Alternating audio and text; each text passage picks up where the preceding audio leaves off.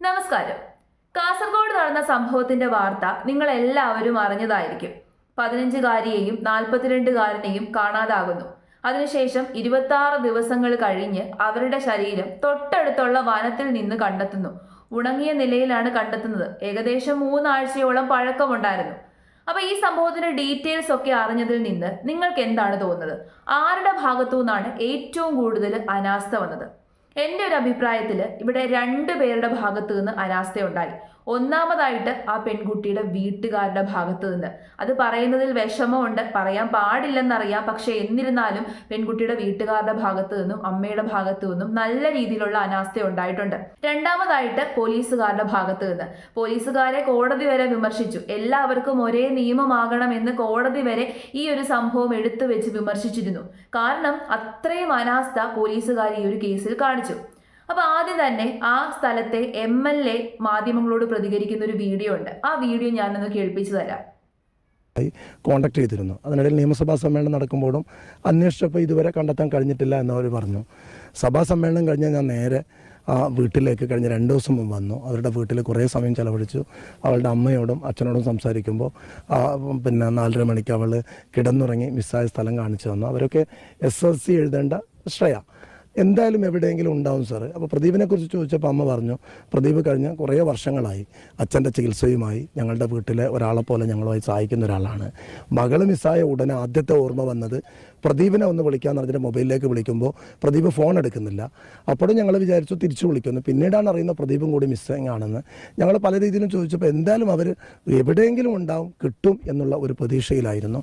ഈ പറഞ്ഞ കാര്യം വെച്ചിട്ടാണ് ഞാൻ പറഞ്ഞത് ആ പെൺകുട്ടിയുടെ മാതാപിതാക്കളിൽ നിന്ന് നല്ല രീതിയിലുള്ള അനാസ്ഥ ഉണ്ടായി എന്ന്. ആ പെൺകുട്ടിയെ ശ്രദ്ധിച്ചിരുന്നില്ല. വർഷങ്ങളായിട്ട് ഈ പ്രദീപിനെ ഇവർക്ക് പരിചയമുണ്ടായിരുന്നു. ആ വീട്ടിൽ അടുത്ത് ഇടപഴകിയിരുന്ന ഒരു വ്യക്തി, ആ വീട്ടിലെ വ്യക്തി എന്ന് വേണമെങ്കിൽ പറയാം. ഈ കുട്ടിയുടെ അച്ഛൻ്റെ ചികിത്സയ്ക്ക് വേണ്ടിയിട്ടും ആ കുടുംബത്തെ ഒരുപാട് സഹായിച്ചിരുന്നു ഈ പ്രദീപ്. പക്ഷെ ഒരുപാട് സഹായിച്ചിരുന്നെങ്കിലും എത്രയും പ്രിയപ്പെട്ടവരാണ് എന്ന് പറഞ്ഞാലും സ്വന്തം മകളോട് അടുത്തിടപഴകുന്നത് കാണുമ്പോൾ ചെറുതായിട്ടെങ്കിലും ഒന്ന് സംശയിക്കണം, ശ്രദ്ധിക്കണം. കാരണം വളർന്നു വരുന്ന പ്രായത്തിൽ പിള്ളേർക്ക് പല രീതിയിലുള്ള ചാബല്യങ്ങളുണ്ടാകും. ആ ചാബല്യങ്ങളെ മുതലെടുക്കാൻ വേണ്ടിയിട്ട് മുതിർന്ന ആൾക്കാർക്ക് സാധിക്കും. അതങ്ങനെയാണ്. കുറച്ച് നാൾ മുമ്പ് ചേച്ചിയുടെ ഭർത്താവിനൊപ്പം ഒരു പെൺകുട്ടി ഒളിച്ചോടിപ്പോയി. ആ പെൺകുട്ടിക്ക് ഉണ്ടായ സിറ്റുവേഷനും ഇത് തന്നെയാണ്.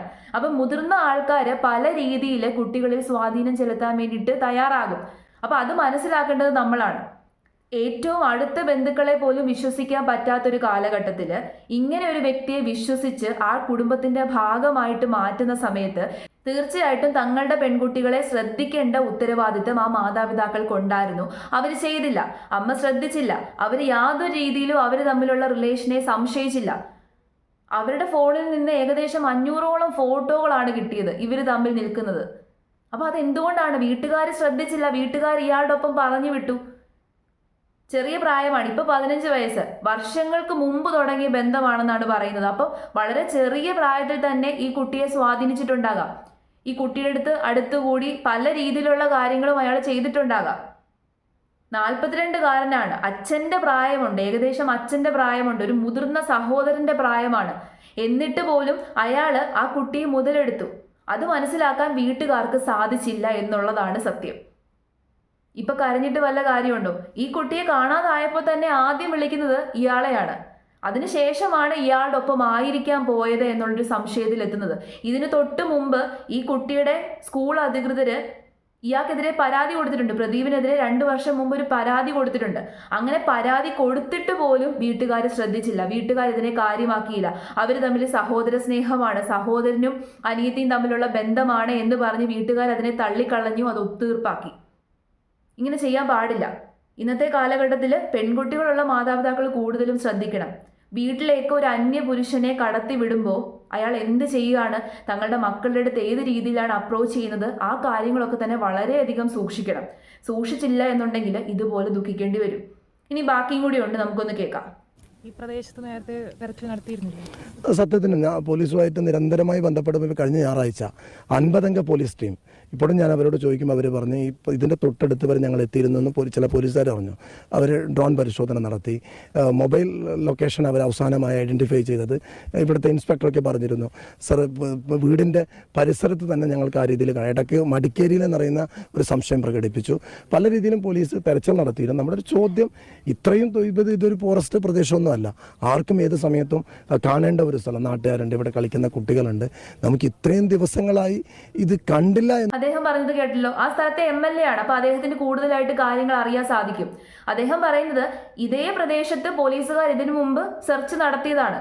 എന്നിട്ട് എന്തുകൊണ്ട് അവർക്ക് കണ്ടെത്താൻ സാധിച്ചില്ല? ടവർ ലൊക്കേഷൻ എടുത്തപ്പോൾ ഈ ഏരിയയിൽ തന്നെയാണ് ഫോൺ ലാസ്റ്റ് സ്വിച്ച് ഓഫ് ആയതെന്ന് പോലീസുകാർക്ക് മനസ്സിലായതാണ്. പോലീസുകാർ ദിവസങ്ങളായിട്ട് ഈ ഏരിയ മുഴുവനായിട്ട് സെർച്ച് ചെയ്യാണ്. എന്നിട്ട് പോലീസുകാർക്ക് അത് കണ്ടെത്താൻ സാധിച്ചില്ല എന്നുണ്ടെങ്കിൽ അവരുടെ അനാസ്ഥ തന്നെയല്ലേ? 100% അവരുടെ അനാസ്ഥ തന്നെയല്ലേ? അവർ സെർച്ച് ചെയ്ത അതേ സ്ഥലത്ത് നിന്നാണ് കണ്ടെത്തുന്നത്. അപ്പോൾ അവരുടെ സെർച്ചിങ് എത്രത്തോളം കാര്യക്ഷമതയുള്ളതാണ് എന്ന് നമുക്ക് മനസ്സിലാക്കാൻ പറ്റും. ഇവിടെ കോടതി വിമർശിച്ചിട്ടുണ്ട് പോലീസുകാരെ. എല്ലാവർക്കും ഒരേ നിയമമായിരിക്കണം. അങ്ങനെയാണോ നമ്മുടെ നാട്ടിൽ നടക്കുന്നത്? ഇവിടെ 3 തരത്തിലാണ് നിയമങ്ങൾ പൊയ്ക്കൊണ്ടിരിക്കുന്നത്. രാഷ്ട്രീയക്കാർക്കും അധികാരത്തിലിരിക്കുന്നവർക്കും ഒരു നിയമം, പണക്കാർക്കും സ്വാധീനമുള്ളവർക്കും വേറൊരു നിയമം, പാവപ്പെട്ടവന് വേറൊരു നിയമം. ഏറ്റവും കൂടുതൽ പരിഗണിക്കുന്നത് ആദ്യത്തെ തട്ടിൽ നിൽക്കുന്നവരെയാണ്. രാഷ്ട്രീയക്കാരെയും നേതാക്കന്മാരെയും ഒക്കെ തന്നെ പോലീസുകാർ പരിഗണിക്കും. പിന്നെ അതിനുശേഷം പണവും സ്വാധീനവും ഉള്ളവരെ ആയിരിക്കും രണ്ടാമത് പരിഗണിക്കുന്നത്. ഏറ്റവും ഒടുവിൽ മാത്രമാണ് സാധാരണക്കാരെ പരിഗണിക്കുന്നത്. സാധാരണക്കാർക്ക് വലിയ വാല്യൂ ഒന്നും തന്നെ കൊടുക്കുന്നില്ല. സാധാരണക്കാരുടെ ജീവനോ സ്വത്തിനോ ഒന്നും തന്നെ ഈ നാട്ടിൽ ഒരു വാല്യൂ ഇല്ല. അതേസമയം കോടിക്കണക്കിന് കാശുള്ള ഒരു വ്യക്തിയുടെ മുട്ടുസൂചി താഴെ വീണാൽ പോലും അതിന് വാല്യൂ ഉണ്ട്. അയാൾക്ക് കോടിക്കണക്കിന് രൂപ കാശുണ്ടായിരിക്കും, അത്രയും സമ്പാദ്യം ഉണ്ടായിരിക്കാം, അത്രയും സ്വാധീനം ഉണ്ടായിരിക്കാം. അയാളുടെ ഒരു മുട്ടുസൂചി താഴെ വീണാലും അവിടെയും അന്വേഷിക്കാൻ വേണ്ടി പോലീസുകാരെത്തും. ആ സമയത്ത് തൂക്കി നോക്കുന്നത് ഒരു മുട്ടുസൂചിയുടെ ഇതിനാണോ വാല്യൂ, പെൺകുട്ടിക്കാണോ വാല്യൂ എന്ന് ചോദിച്ചു കഴിഞ്ഞാൽ പണക്കാരൻ്റെ മുട്ടുസൂചിക്കായിരിക്കും ഏറ്റവും കൂടുതൽ വാല്യൂ ഉള്ളത്. അങ്ങനെയാണ് ഇവിടെ ഇപ്പം നിയമം നടന്നുകൊണ്ടിരിക്കുന്നത്. നിയമം ഒരുപോലെയല്ല നമ്മുടെ നാട്ടിൽ. ഇപ്പം നടന്നു വരുന്ന സംഭവങ്ങളിൽ നിന്നൊക്കെ നമുക്ക് മനസ്സിലാകുന്ന കാര്യമാണ് നിയമം ഒട്ടും ശരിയല്ല. ഒരുപാട് ഇനിക്വാളിറ്റി നമ്മുടെ നാട്ടിൽ നടക്കുന്നുണ്ട്. അതിൽ ഏറ്റവും വലിയ ഇനിക്വാളിറ്റി എന്ന് പറയുന്നത് തന്നെ ഇതാണ്. ആദ്യം തന്നെ അന്വേഷിച്ചിരുന്നു എന്നുണ്ടെങ്കിൽ ഒരുപക്ഷെ നമുക്ക് അവരെ ജീവനോടെ കണ്ടെത്താൻ വേണ്ടി സാധിക്കുമായിരുന്നു. ഒരു കുടുംബത്തിന് അവരുടെ മകളെയാണ് നഷ്ടപ്പെട്ടത്. പ്രദീപിന്റെ കാര്യം ഞാനത് കൺസിഡർ ചെയ്യുന്നില്ല. അയാളെ ഞാൻ അത്ര മാന്യനായിട്ടൊന്നും കണക്കാക്കുന്നില്ല. കാരണം അയാൾ മാന്യനായിരുന്നു എന്നുണ്ടെങ്കിൽ ഒരു കാരണവശാലും ഇങ്ങനെ ഒരു പ്രവൃത്തി അയാൾ ചെയ്യില്ലായിരുന്നു. ഇനി ഇതിനകത്ത് പല കാര്യങ്ങൾ വെളിച്ചത്ത് വരാനുണ്ട്. എന്തൊക്കെ കാര്യങ്ങളാണെന്നൊന്നും നമുക്കറിയില്ല. പലപ്പോഴും നമ്മളിങ്ങനെയൊക്കെ കൺസേൺ ആകും, നമ്മളിങ്ങനെയൊക്കെ സംശയങ്ങൾ പ്രകടിപ്പിക്കും, ചോദ്യങ്ങൾ ചോദിക്കും, പക്ഷേ ഉത്തരം കിട്ടാറില്ല. പുതിയൊരു കേസ് വരുമ്പോൾ നമ്മളെല്ലാവരും അതിൻ്റെ പുറകെ പോവും. ഈ കേസ് ഇവിടെ ക്ലോസ്ഡ് ആവും. പക്ഷെ മാതാപിതാക്കൾ സൂക്ഷിക്കുക. ഇപ്പോഴത്തെ സാഹചര്യത്തിൽ എന്തും നടക്കാം. അപ്പം അങ്ങനെ ഒരു സമൂഹത്തിൽ സ്വന്തം മകളെ സൂക്ഷിക്കുക, സ്വന്തം മകനെ സൂക്ഷിക്കുക എന്ന് പറയുന്നത് പേരൻസിൻ്റെ ഉത്തരവാദിത്തമാണ്. അവരെ ജനിപ്പിച്ചത് നിങ്ങളാണെന്നുണ്ടെങ്കിൽ അവരെ സുരക്ഷിതമായിട്ട് കൊണ്ടു നടക്കുക എന്നുള്ള ഉത്തരവാദിത്തം കൂടി നിങ്ങൾക്കുണ്ട്. പോലീസുകാരുടെ ഭാഗത്ത് നിന്ന്, നിയമത്തിൻ്റെ ഭാഗത്ത് നിന്ന് നമുക്ക് എന്തെങ്കിലുമൊക്കെ കിട്ടുമെന്ന് പ്രതീക്ഷിച്ചിട്ട് ഒരു കാര്യമില്ല. അല്ലെന്നുണ്ടെങ്കിൽ നിങ്ങൾ പണക്കാരായിരിക്കണം, നിങ്ങൾക്ക് അധികാരമുള്ളവരായിരിക്കണം. അങ്ങനെയാണെന്നുണ്ടെങ്കിൽ ഉറപ്പായിട്ട് നിങ്ങൾക്ക് വേണ്ട കാര്യങ്ങളൊക്കെ തന്നെ പോലീസുകാരുടെ ഭാഗത്ത് നിന്ന് കിട്ടും. ഇല്ല എന്നുണ്ടെങ്കിൽ കിട്ടാൻ പോകുന്നില്ല. കോടതി വിമർശിച്ചാലും ആരൊക്കെ വിമർശിച്ചാലും ഇതേ ഒരു സിസ്റ്റം ആയിരിക്കും ഇനി ഫോളോ ചെയ്തു പോകാൻ പോകുന്നത്. അതിന് മാറ്റമൊന്നും വരില്ല. ഇനി കുറച്ചും കൂടി കഴിയുമ്പോൾ ഇത് കുറച്ചും കൂടി രൂക്ഷമാകുകയല്ലാതെ ഇതിന് മാറ്റം വരാൻ പോകുമെന്ന് എനിക്ക് തോന്നുന്നില്ല. സമൂഹം കുറച്ചും കൂടി വഷളാകാനാണ് പോകുന്നത്. ഇവിടെ ഏറ്റവും കൂടുതൽ ഇപ്പം നീതി കിട്ടിക്കൊണ്ടിരിക്കുന്നത് തെറ്റ് ചെയ്യുന്നവർക്കാണ് നീതി കിട്ടുന്നത്. അപ്പം അതൊക്കെ മനസ്സിലാക്കി മനസ്സിൽ വെച്ച് പെരുമാറിക്കഴിഞ്ഞാൽ നമുക്ക് കൊള്ളാം. പെൺകുട്ടികളുള്ള വീട്ടിലേക്ക് അന്യപുരുഷന്മാരെ കൂടുതലായിട്ട് അടുപ്പിക്കാതിരിക്കുക. അടുപ്പിച്ചാൽ തന്നെ അവരെ ഒരു ഡിസ്റ്റൻസ് ഇട്ട് നിർത്തുക. അവർ നിങ്ങളുടെ മക്കളെ അപ്രോച്ച് ചെയ്യുന്നുണ്ടോ നോക്കുക. എന്ത് ലക്ഷ്യത്തോടു കൂടിയിട്ടാണ് അപ്രോച്ച് ചെയ്യുന്നത് എന്ന് മനസ്സിലാക്കുക.